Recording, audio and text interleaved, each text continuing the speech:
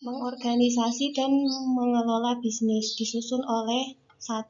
Anissa Fathia Setiawan, NIM 63040200003. 2. Muhammad Rizal Adiantono, NIM 63040200105. 3. Kevin Aji Zakarias, NIM 63040200064.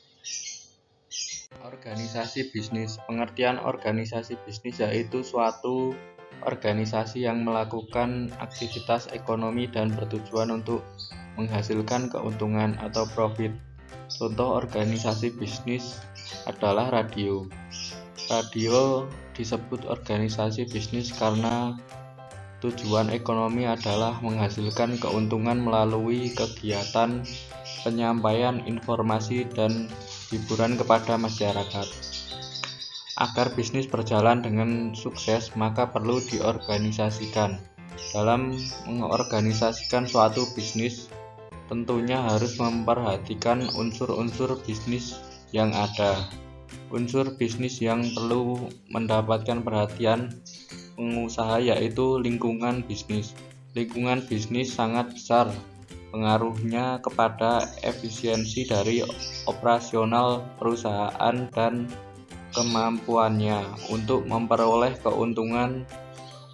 Untuk setiap pemilik dan pemimpin usaha harus dapat memahami lingkungannya dan dampak lingkungan tersebut terhadap usahanya. Fungsi operasional manajemen. 1. Fungsi perencanaan. Berfungsi untuk menentukan tujuan dari subsistem operasi organisasi perusahaan dan mengembangkan program yang sudah dimiliki. 2. Fungsi pengorganisasian. Berfungsi untuk menunjukkan struktur individu, grup, bagian, divisi, hingga departemen perusahaan.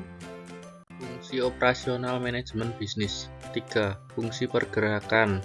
Fungsi pergerakan manajemen operasional harus memiliki sikap kepemimpinan, pengawasan, serta motivasi para seluruh karyawan perusahaan. 4. Fungsi pengendalian.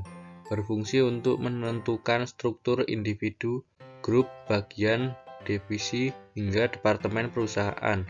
Artinya, manajemen operasional mampu meningkatkan standar dan jaringan komunikasi perusahaan agar organisasi perusahaan dapat bergerak sesuai rencana yang telah dibuat. Mengelola interaksi antar perusahaan.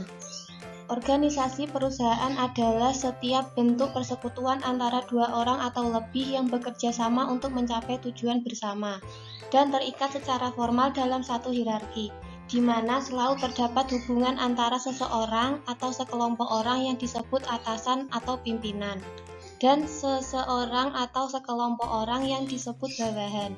Pada setiap anggota organisasi tersebut, dapat dijumpai aksi-aksi dan reaksi-reaksi yang timbal balik dari masing-masing individu, dan tergantung dalam kelompok tersebut.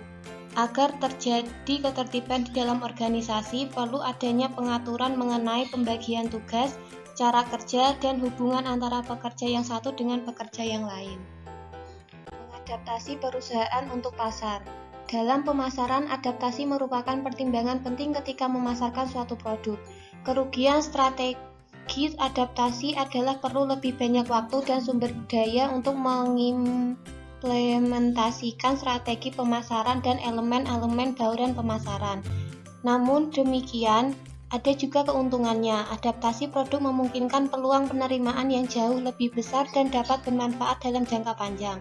Oleh karena itu, keputusan adaptasi sangat tergantung pada konteks keinginan dan kebutuhan pasar, persaingan, karakteristik produk, dan jenis adaptasi. Sekian, terima kasih.